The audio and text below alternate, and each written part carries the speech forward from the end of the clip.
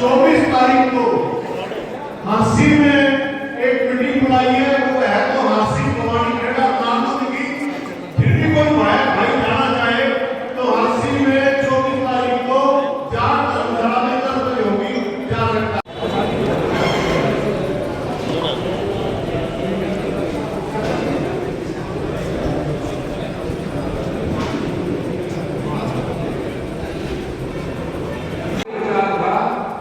और अभी भी है कि हमारा ध्येय, और खास तौर पर राजीव गांधी जी के जन्म दिवस से शुरुआत जिसको कर रहे हैं, वो कांग्रेस को एक करने का है। कांग्रेस के अंदर विभाजन न दिखे, उस विभाजन को ढकने का है, जिसका खामियाजा निरंतर 3 चुनाव से कांग्रेस ने भुगता है हरियाणा में। उस चीज को खत्म करने की एक शुरुआत के तौर पे इस कार्यक्रम के आयोजन के बारे में सोचा गया और मुझे बड़ी खुशी थी आज सवेरे तक कि सारे लोग एक उत्साह जरूर आएंगे। मैं खुद हैरान था तो मेरे को जब वो नाम दिए गए तो ये कहा गया कि वैसे ये इतने तो ये पुराने के नहीं दिगड़े के हैं। मैंने कहा मेरे लिए सारे बराबर हैं। मेरे को जितने के 40-45 नाम दिए थे, मैंने बिना झटके और बिना सोचे सबको निजी तौर पर आमंत्रित किया।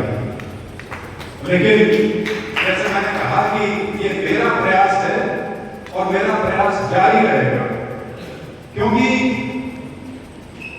और मेरे को हैरानी तो इस बात की है कि ऐसे अवसर पर ये उस तरह का राजनीतिक दर्शा या प्रोग्राम नहीं था जिसमें कोई राजनीति लड़ी जाएगी। ये राजीव गांधी जी को श्रद्धांजलि पेश करने के लिए था, उनके जन्मदिन पर सद्भावना दिवस को मनाने का ये कार्यक्रम था। लेकिन मेरे पिताजी ने जो बड़े व्यक्ति और छोटे सोच वाली बात की, सारी घूम फिर के बात नहीं आ जाती है। और जब तक आपका व्यक्तित्व में फैलाव नहीं होगा, आप घूम फिर के धरातल पर उतर जाओगे। खैर, मेरे से पहले बहुत पढ़े लिखे और समझ, मैं इतना जरूर कह सकता हूं कि जब उनका निधन हुआ, जब उनकी हत्या की गई, मैं उस समय 19 साल का था।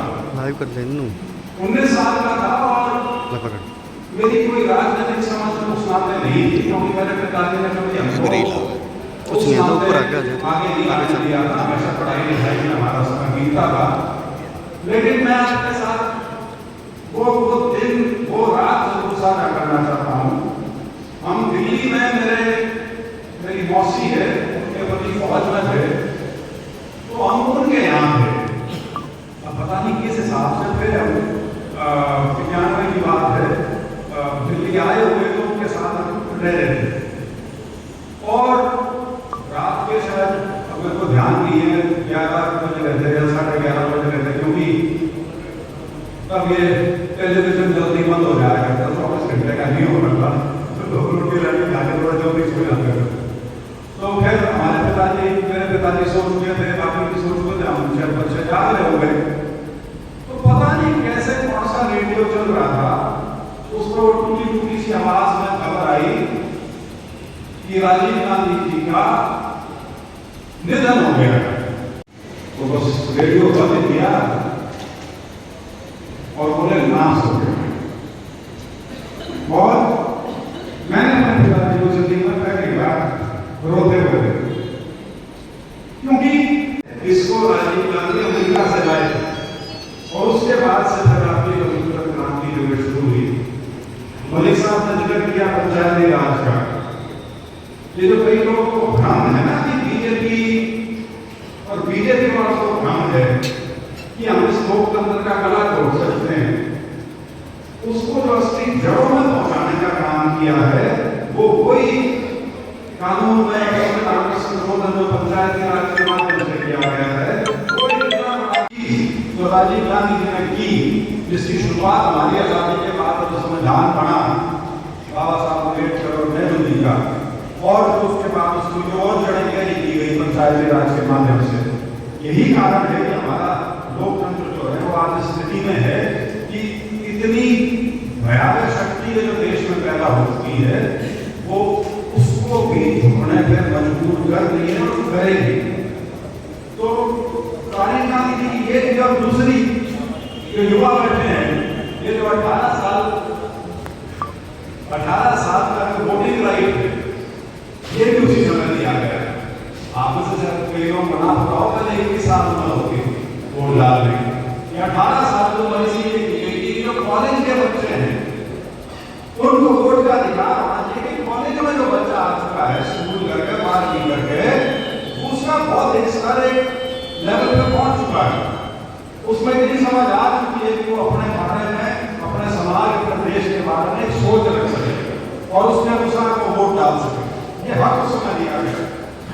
इन्होंने बहुत जिक्र नहीं करना चाहता तो मेरे से पहले बहुत लोगों ने किया, लेकिन 3 चीजें जरूर है जो बहुत उनका क्योंकि कार्यकाल बहुत छोटा था, 5 साल प्रधानमंत्री थे वो और उससे 2 साल पहले 3 साल पहले राजनीति में आए थे और उसके बाद 2 साल विपक्ष में थे, उसके बाद उनकी हत्या कर दी। पूर्ण राजनीतिक जीवन उनका जो था वो सन 1981 से लेकर और 1991 9.5 साल, 9.5 साल में वो आदमी आया, पार्टी में जनरल सेक्रेटरी उनकी नियुक्ति हुई, उसके बाद इंदिरा गांधी जी की हत्या के बाद प्रधानमंत्री बने, 5 साल का प्रधानमंत्री का कार्यकाल रहा और 193 सीट 1989 के चुनाव में मिलने के बावजूद भी, देश में सबसे बड़ी सिंगल लार्जेस्ट पार्टी होने के बावजूद भी उन्होंने सरकार बनाने का दावा पेश नहीं किया। क्यों? लोकतांत्रिक मान्यता में विश्वास रखते हैं। उनका मानना यह था कि लोगों ने वोट मेरे को दोबारा से सरकार बनाने के लिए नहीं दी, जैसे बनाते हैं लोग वोट वोट करके, लेकिन उन्होंने नहीं प्रयास किया और उन्होंने मना किया कि मैं प्रधानमंत्री पद की शपथ नहीं लूंगा और मैं सरकार नहीं बनाऊंगा। और उसके 2 साल के अंदर अंदर उनका एक चुनावी रैली के दौरान 1991 का चुनाव हुआ, उसमें उनकी हत्या कर दी गई। खैर और है भी 25 और 9 34 साल इस बात को हो चुके हैं, लेकिन बहुत प्रभाव पड़ा देश की राजनीति में भी, कांग्रेस में भी, हरियाणा की राजनीति में भी, चौधरी वीरेंद्र सिंह जी की राजनीति में भी सबसे बड़ा प्रभाव जो था उसी चीज का पड़ा था।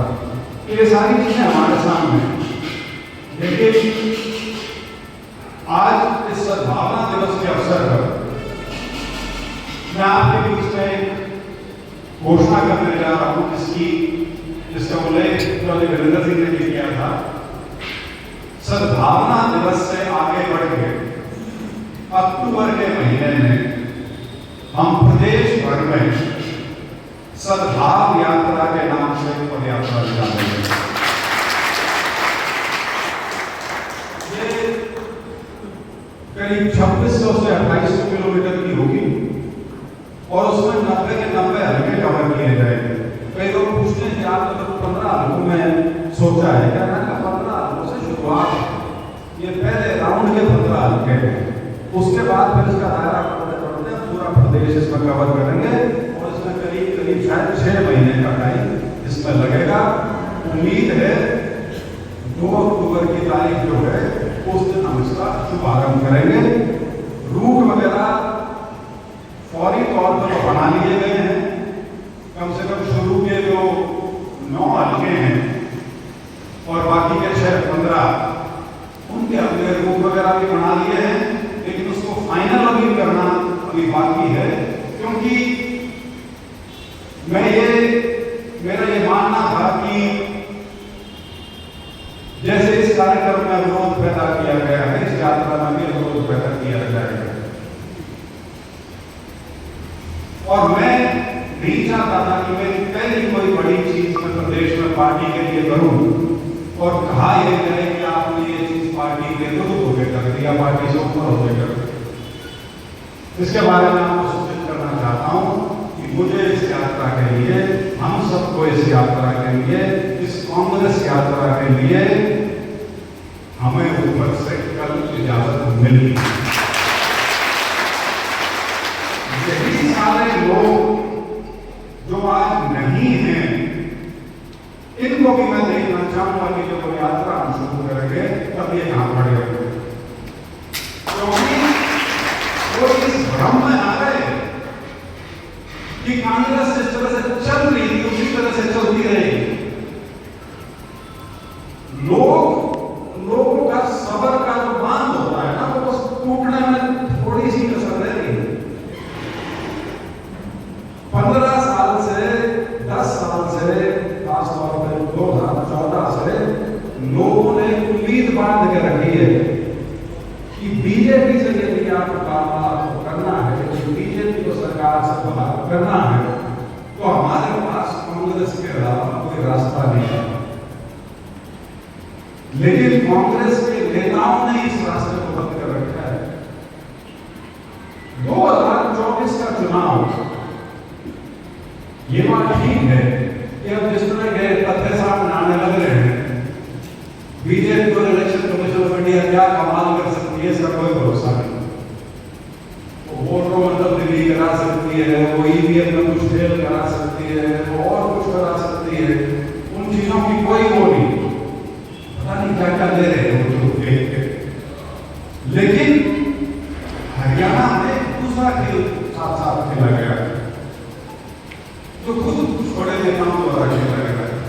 तो आप सबको पता है, वो बच्चे को पता है, वो किसी से छुपा नहीं हुआ, उसको कोई कहने की जरूरत नहीं है या नाम लेने की जरूरत नहीं है, वो आप सबके सामने है।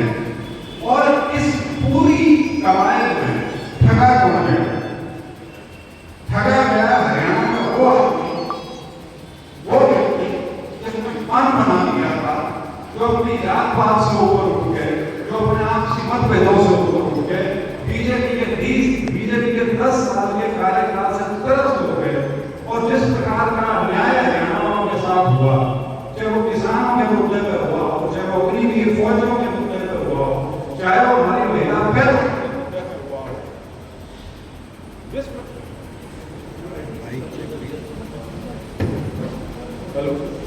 जिस प्रकार का अन्याय यहाँ पे हुआ, देश के जितने बड़े मुद्दे थे वो सारे के सारे आगे हरियाणा में सिमट गए। और जो लोगों का एक मन बना हुआ, उस मन बने हुए पर ट्रेलर ने अपने लोकसभा के चुनाव में देखा, लोगों ने अपना वोट किया था, संगठन नहीं था, लेकिन लोग बीजेपी को हराना चाहते थे। और बीजेपी को हराने का एक मौका रास्ता उनको कांग्रेस से मिली। उन्होंने 5 सीटें जितवाई, लेकिन असेंबली के चुनाव,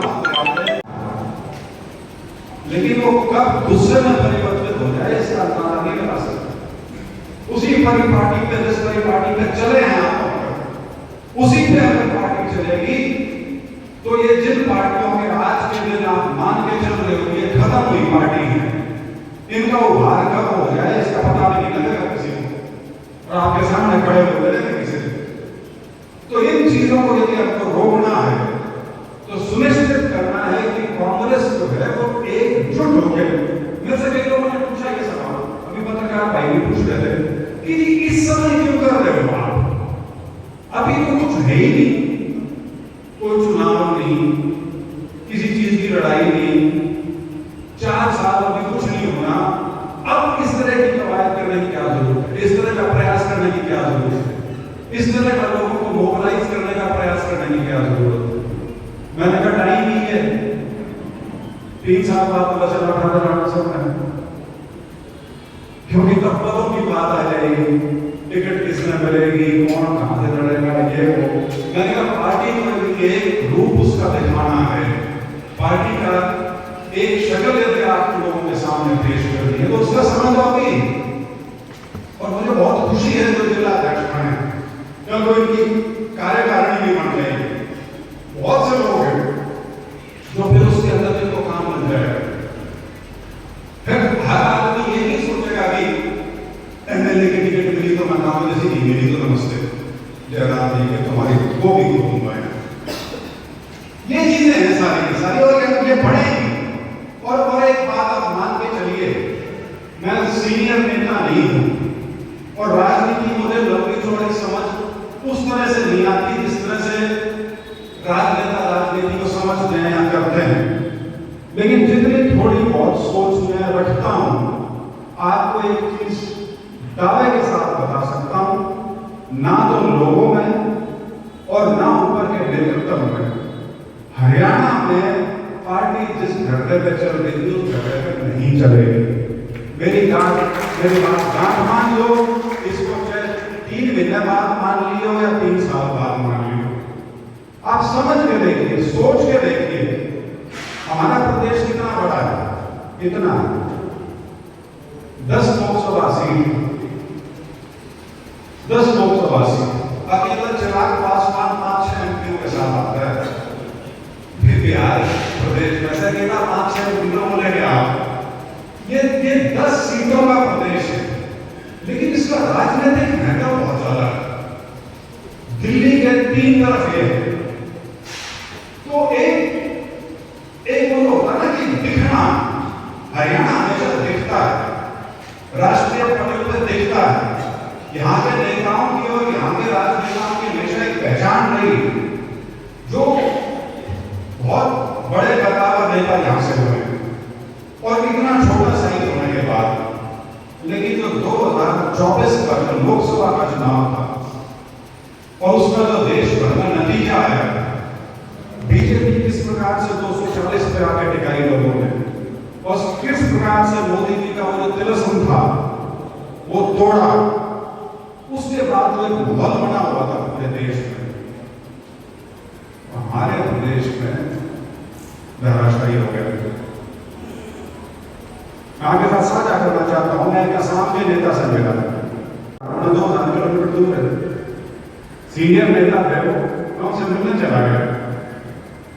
मैंने कहा आपका भी चुनाव आ रहा है, आपको 1.25 साल में कि आप 3 महीने का लेके करना, हाँ आ रहा है। लेकिन कहते लेकिन ब्रेदर कमाल है, हरियाणा का और असम का क्या लेना देना, 1500-1600 किलोमीटर दूर है। लेकिन आपके प्रदेश में जब नतीजा आया था तो मेरे असम के नेता और वर्कर की पूछने लगे अंदर से कि ये अगर हरियाणा नहीं जीत सके तो और कहाँ जीतेंगे। तो यदि आप ये समझते हो कि ये धारणा, ये विश्वास यहाँ पार्टी के शीर्ष स्तर पे बढ़ जाए, उसके बाद भी यदि आपका ये मानना है कि ये पार्टी हरियाणा में क्यों नहीं चलेगी, ये आपकी गलतफहमी है। और ये उनकी गलतफहमी है जो सोच रहे हैं ये यूं चलेगी, ये यूं नहीं चल सकता। इसमें बदलाव निश्चित है, और बदलाव की पहली कड़ी ये जिला अध्यक्ष है, उनके साथी हुए, उनके पैरोकार हुए, या पत्रकार जिस तरह से इन कहानियों को लिखते हैं, उनके शायद दिमाग में ये डालने का, ये बीज बोने का काम किया जाए कि तू तो इसका है, तू इसका है। उनको ये समझना चाहिए कि तुम कांग्रेस के हो, राहुल गांधी ने नियुक्त किए हो, तो यदि अपना काम कांग्रेस में निष्ठा रखकर और राहुल गांधी के नेतृत्व में आपने करना है, तो आपको पूरी पार्टी को साथ लेके चलना पड़ेगा, ना कि आप किसी एक धड़े के अध्यक्ष बन के रहे। धड़े का तो मतलब कि हिस्सा होता है, यदि आप हिस्सा हो शरीर का तो आपकी हैसियत उस हिस्से जितनी है, आप पूरे शरीर का कभी रूप नहीं ले पाओगे। तो ये चीजें थी जो मैं आपके सामने, आपके साथ आप यहाँ साझा करना चाहता था। और जैसे मैंने कहा, अक्टूबर के महीने से यात्रा शुरू करेंगे। शुरुआती तौर पे तो अभी तक जो योजना बना रखी है, 3 हल्के जो सबसे पहले लिए जाएंगे वो ये हैं। जुलाना से शुरुआत होगी, उसके बाद जींद और उसके बाद सजीलो। पहले अगले 3 होंगे नारनौल, हांसी और भवानीखेड़ा, और उसके आगे फिर ये बढ़ता चलेगा जैसे जैसे हमारी तैयारी होती चलेगी।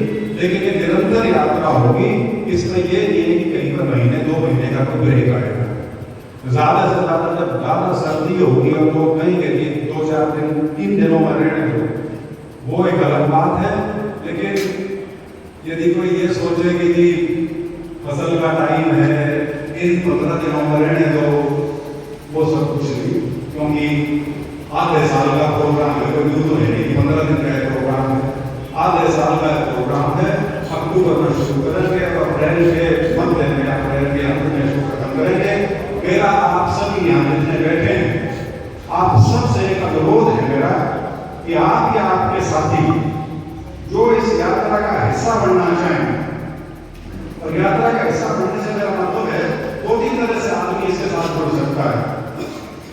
एक तो वो टीम होती है जो सारी योजना बनाती है, सारी प्लानिंग करती है, सारे संसाधनों का इंतजाम करती है, लेकिन उसके अलावा जो हल्के कुछ एरिया सेलेक्ट किया है उनमें ये प्रोग्राम चलेंगे, उसके बारे में क्या रोकते हैं? वो ये है जी 15 हल्के शुरुआती तौर पे, जिसमें 9 हिसार की जो पूरी लोकसभा है वो, उसके अलावा उचाना क्योंकि हिसार में आ जाता है, बचे हुए जींद के 4 विधानसभा क्षेत्र, एक कैथल से कलायत और एक आपका फतेहाबाद। तो ये 15 हल्के अभी चिन्हित किए हैं, जिसमें 3-3 हल्कों की अलग अलग मीटिंग्स करेंगे। एक हिसाब से उसकी शुरुआत आज हुई है, हालांकि ये सद्भावना दिवस क्योंकि आज था तो उससे इसको मिला दिया गया, और अगली मीटिंग हांसी में है 24 तारीख को, और 30 तारीख को मीटिंग है जिसमें कलायत, नरवाना और उचाना 3 हल्के होंगे, वो कलायत के अंदर होगी। तो इस तरह से ये 14 सितंबर तक ये मीटिंग्स चलेंगी। क्या इस दौरान क्या योजना रहेगी, क्योंकि अभी रिसेंटली ये पॉलिटिकल एक्टिविटीज चुनाव के आसपास ही देखते हैं लोग, लेकिन इस समय पे हो रही है, तो एक जिज्ञासा है कि अभी क्यों? नहीं, देखिए, इसमें सबसे मुख्य कारण यही है जो आपने सवाल किया कि अभी क्यों, क्योंकि अभी तो कोई राजनीतिक गतिविधि उस नाते तो है नहीं कि वो चुनाव आ रहा हो या कोई और कुछ बड़ा घटने जा रहा है राजनीतिक तौर पे। लेकिन एक आम जन साधारण में कह लीजिए या एक कांग्रेस जन में कह लीजिए, जो विधानसभा की जो नतीजे आए, जो हमारी उम्मीद से बिल्कुल विपरीत थे, तो एक उदासीनता का माहौल है।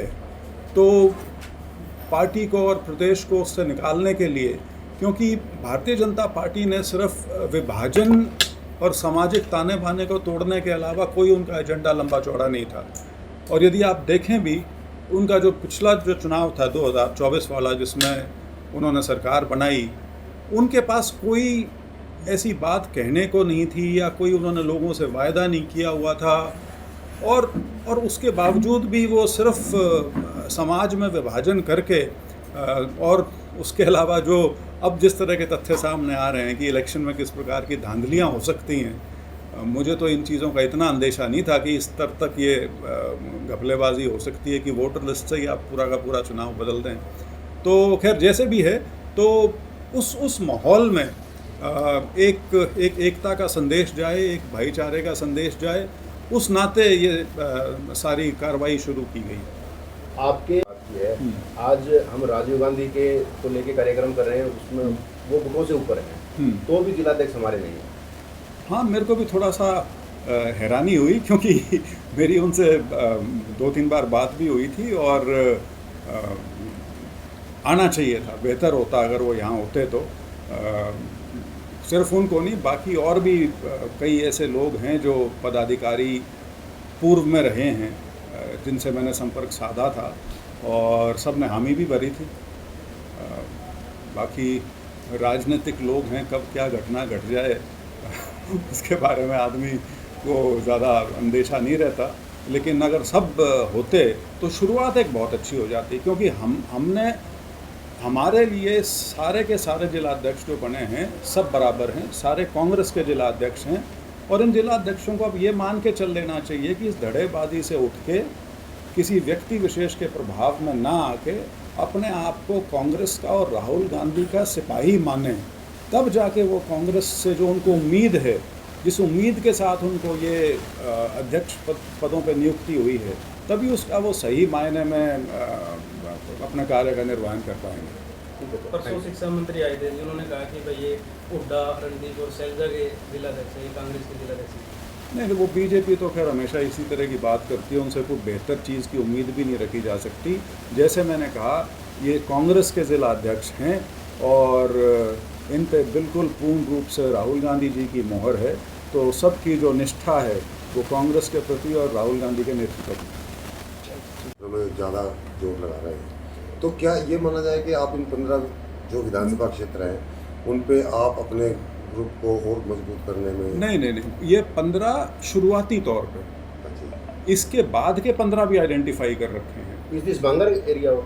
नहीं, बाकी जो इसके बाद के जो 15 हैं उसमें आपका जो महेंद्रगढ़ वाला ज़िला है वो आ जाता है, उसमें आपका चरखी दादरी भिवानी आ जाता है, और उसके बाद आप इधर आएंगे तो फिर उसमें आपका पानीपत ज़िले के भी हल्के हैं, और सोनीपत और रोहतक के भी हल्के हैं। तो वो 15 हल्के नेक्स्ट राउंड के हैं। लेकिन जब तक हम उन हल्कों में जाएंगे, मुझे ऐसी उम्मीद है कि हमने एक पूरे प्रदेश की एक पैदल यात्रा के बारे में एक योजना बनाई है, और उम्मीद है कि उसको हम अक्टूबर के महीने में शुरू कर देंगे। ये भारत जोड़ो यात्रा की तरफ से रहेगी। बिल्कुल, मेरी जो प्रेरणा रही है या इंस्पिरेशन जो है इस यात्रा के संबंध में, वो सीधी भारत जोड़ो यात्रा से है, और इसका उद्देश्य भी वही है जो भारत जोड़ो यात्रा का राष्ट्रीय स्तर पर था।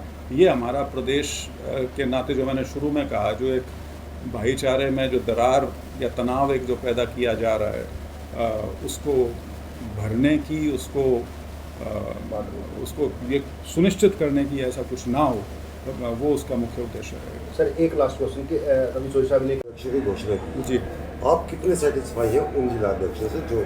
देखिए, मेरा ये मानना है कि संगठन बनने की एक शुरुआत होगी, वो अपने आप में बहुत बड़ी चीज़ है।